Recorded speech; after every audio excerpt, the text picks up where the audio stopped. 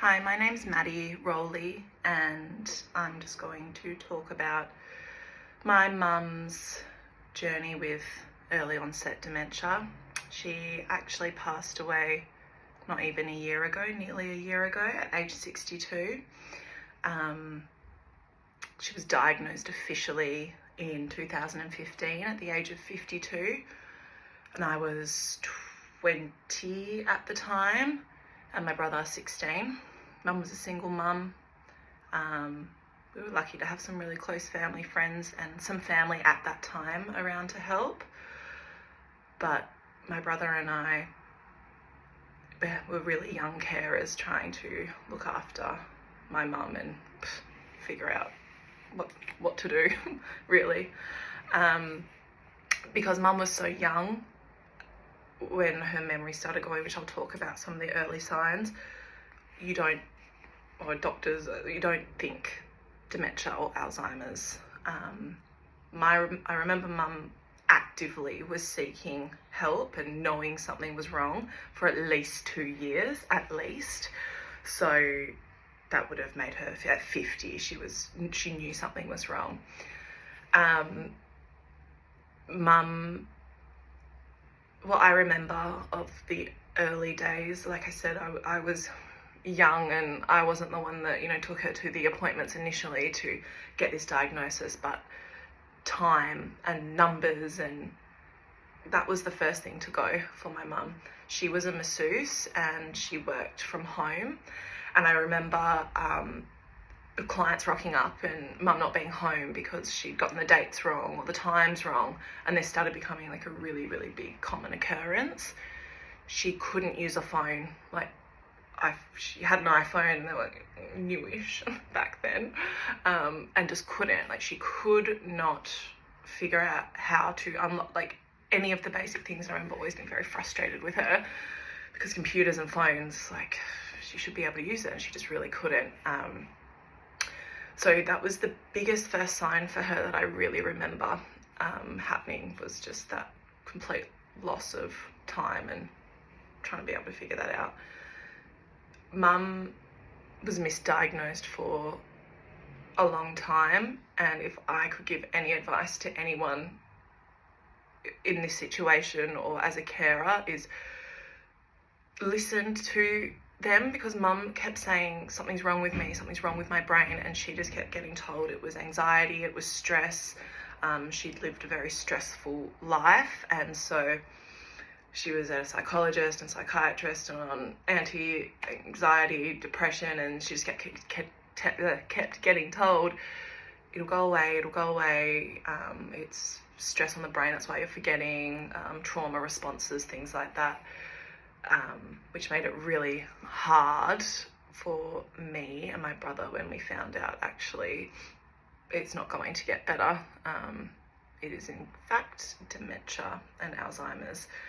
So that was really hard for my mum, obviously, too, because she was actually really aware at the time of what was happening, and aware 100% what Alzheimer's was and dementia was. Her dad had just passed, my granddad had just passed away from it, and obviously she was holding on to this hope of getting a cure for what she thought was wrong with her brain, to, in fact, not being a cure. And,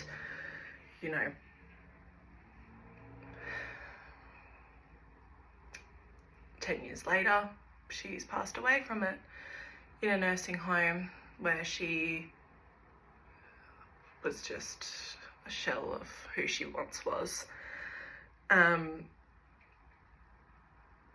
think she was misdiagnosed for too long. I don't know why this doctor didn't see that there was actually something bigger going on. And she kept saying, no, something is wrong with my brain, something's wrong with it. And it wasn't until we got a really well-renowned neurologist that straight away called it. Would something be different if it was earlier? I don't know, probably not. But it definitely would have been more beneficial for me and the people around her that loved her, because it was really, really, really hard to live with her back, for a lot of it, but at the start it was really quite frustrating, and she was just drinking a lot and couldn't be by herself and couldn't figure out anything. But I kept telling myself that it's okay because it's going to pass. She's, you know, it's stress anxiety, it's just this, and it's going to be better. But very quickly that turned into, well, actually no, it's just going to get worse and harder, and it's just the cruelest disease to watch someone just slowly leave, or who they are just go in front of you, but they're still physically there.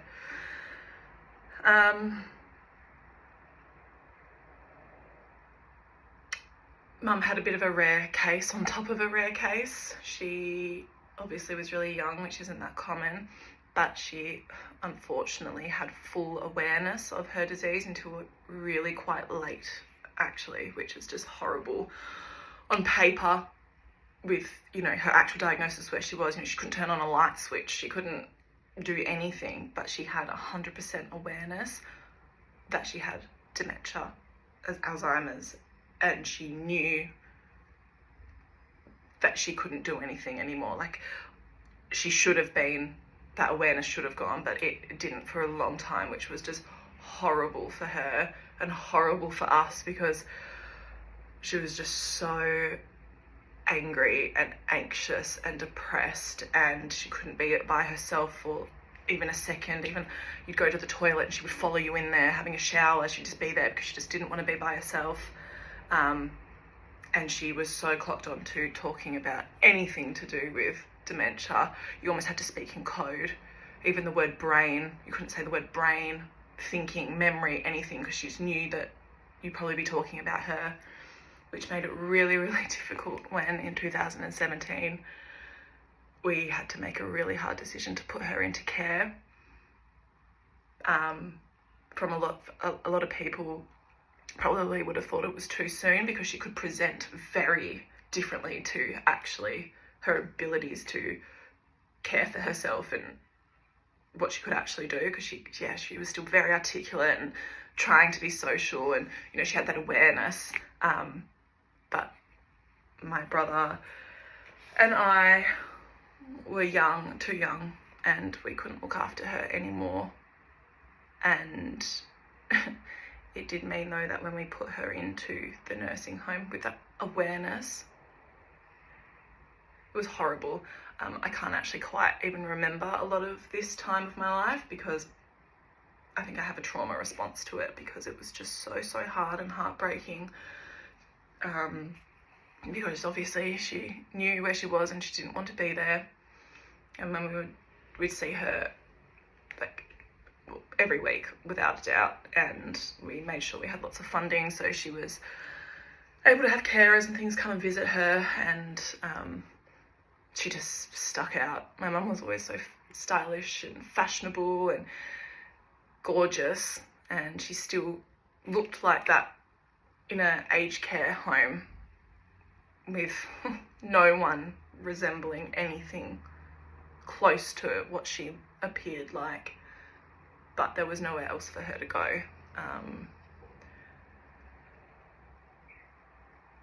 We would try, and my brother and I, we just dread going to see her. It was just so horrible, because as soon as you'd see her, straight away she's talking about not going back into the home, and like, we've got to take her away, and she wants to die, but then obviously we'd have to take her back, and I remember just nurses would have to restrain her and hold her while we would try and close the locked door and put the code in quickly, and just, we never was like, don't look back, because she'd be in the window just bawling her eyes out, and we had to do that every time we would see her.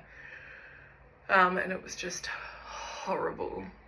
And the guilt, of course, like, she didn't know what she was doing. She would hate to have known that she was putting her children through this, and I know her deep self, her mum self, the not dementia her, would have told us to leave, don't ever come back, and look after ourselves. But when you're actually getting told face to face by her in this state that we can't leave her, how dare you leave me, begging us to come back, begging us to just like take her home. It was just really, really hard, but there was no time to stop and think about that because you were in it, and it was surviving, and it was living, and there was no time to process anything. There was no time to, I don't think, still, even now that after Mum's passed away, I don't think I've even processed the fact that she had dementia in the first place, let alone her passing away. It was just surviving. What's next? I became power of attorney over my mum. We unfortunately, which I think is quite common, especially with diseases such as dementia, with memory and things, when families and money and horrible things get involved like that.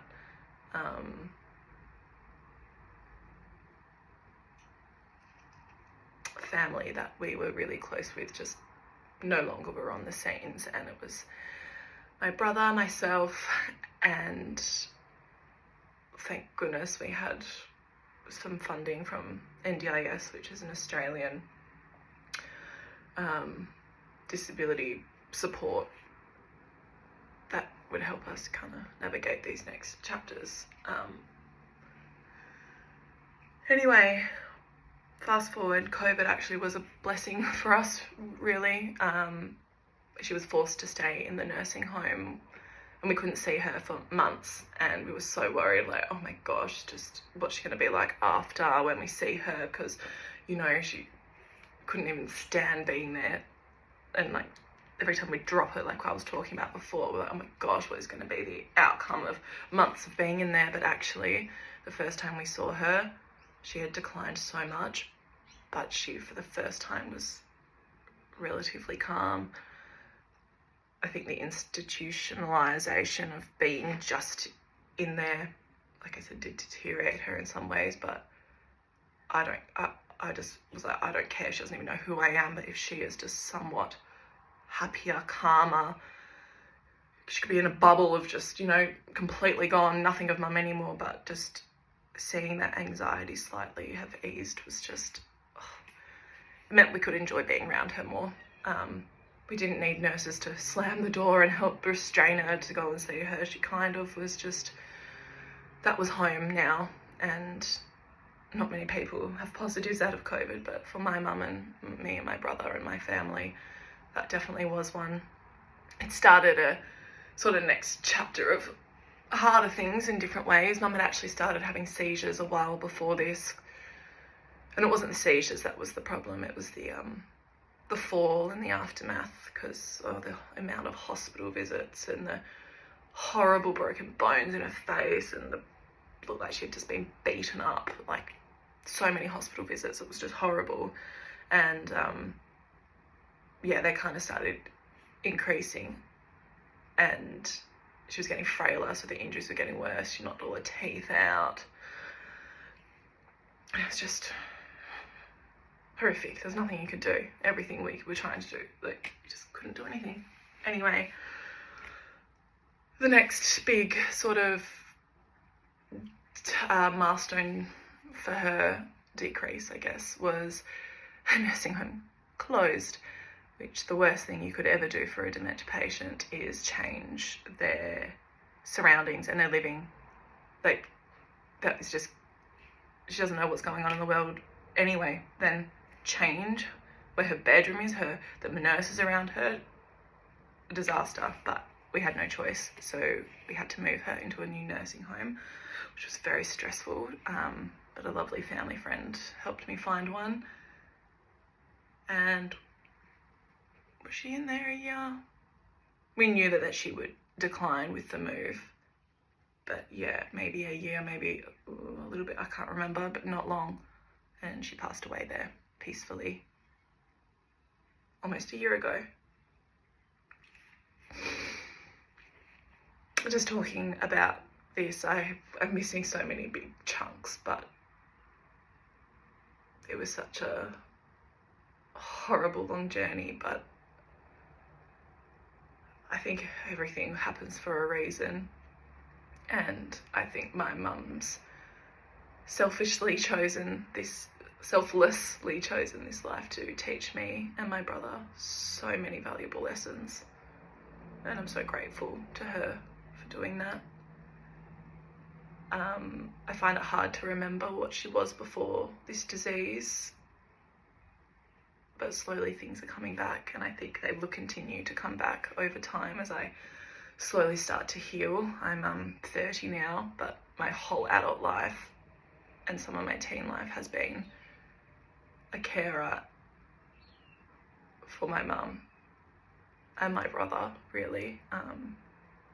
Anything to keep him happy and to keep him safe has just been my goal, and God, we would never have gotten through this without each other, and I know my mum would be so proud that we've made it through and we did the best we could for her.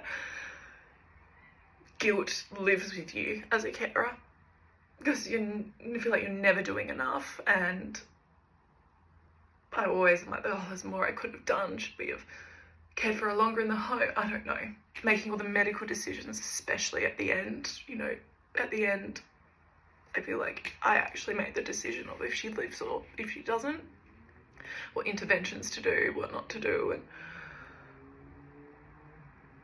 But the bond that my brother and I have because of this, like, oh, she'd just be so beyond happy that we have this, and we have this now. And we take all those lessons that she taught us about patience and empathy and health and life and how stress can just literally, I really do believe that the doctors were correct in a way. They said that they misdiagnosed her at the start, saying stress is what was causing her memory to go. I actually do believe that. I think my mum, unfortunately, had a really stressful life, and she didn't deal with unresolved traumas, and I think that is what gave her this disease. Add in some genetics, and I'm on a mission to not let that happen to me, and I know my brother is the same. That yes, we might be genetically just, we've got the genes for lots of things actually, but your environment and your life, I really believe that you can shape that yourself, and Mum has definitely taught us that. If I gave any advice to anyone about anything from my journey, it would be really do. It's easier said than done. Like I said, guilt just eats you away. But now that I'm out of this caring phase, I'm like, oh gosh, I wish I was kinder to myself. Like, I did so much, and I did so much that so many people probably wouldn't for their mum and at my age. But I wish I was just kinder, and I wish that I hadn't been so driven by what people thought. I always thought everyone was judging me, and all the nurses and the carers, and I was never doing a good job. It's their job just to look after Mum. That's what they're there to advocate exactly for the person they're caring for. Me as a daughter, as knowing my mum and knowing what her wants and needs are, but I wish I just trusted that more, and I did in the end. But I would say to anyone else, just, your loved one, what they would want, and you're the one that's grieving and losing this person. So just be kind to yourself and trust yourself,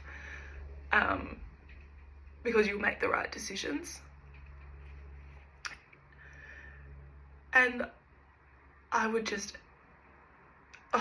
tap into, if you are lucky enough, like I live in Australia, and we had so many amazing supports through, like I said, NDIS and Alzheimer's Australia, and sort of people just would put me in the right direction of when I needed a lawyer. I ended up finding someone that would do it pro bono for me, an accountant that did the same.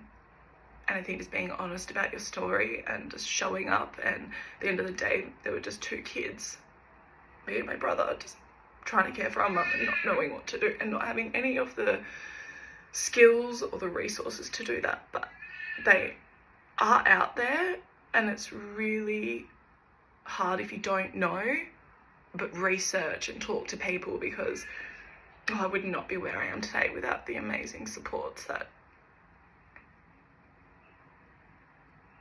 were given to me. And it felt like there was never a light at the end of the tunnel with this disease. And I think the unknowing, it's the unknowing. It's the mum was so young too. I'm like, how much longer of this is it going to be? You know, she was so fit and she was so healthy. It could have been another 10 years. It could have been, who knows? And that was the hardest thing, of just like, oh, I want to go and live my life and maybe do this, but what if something happens while I'm away? But then what if I regret not doing it now because it's another 10 years, and then you're like, feel guilty that you're not wishing her away. But it's just really hard. But there is a light, and you can have a life alongside caring for someone. And there's a life after it. I'm slowly picking up the pieces and trying to be kind to myself. And strangely, I feel the closest I felt to mum ever. I see a psychologist, I see a kinesiologist. I've tried every meditation, yoga, breath work, ceremony, anything you can think of, to try really hard to heal properly. But talking about it and understanding that this has happened for a reason, and mum's life, I think, was to teach me and my brother so many things, and for me now to find a way to advocate and help others, because there was no one, I didn't know anyone or that wasn't remotely close to going through something that I was going through when I was that age, and I've just somehow fumbled my way through it. And now I think I have a position of, I could send some people in the right direction of what to do, where to start. Even the paperwork of filling out nursing home things is just so difficult. Anyway, it just felt right to maybe start talking about this a little bit now that it's almost been a year since mum has physically left, but she is here with me, like, stronger than ever. And I miss her so much. And I didn't think I would ever miss her, because I could only kind of remember her as with dementia, and I didn't think I'd ever miss her like that, but I miss her like that. I miss her like that in that state, and then I miss her before that. But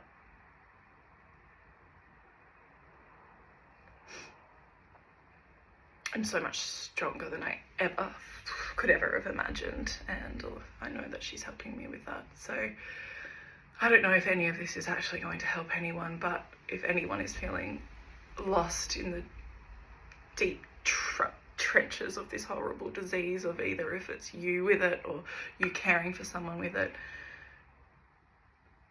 it will be okay. And if I can ever do anything to help anyone, then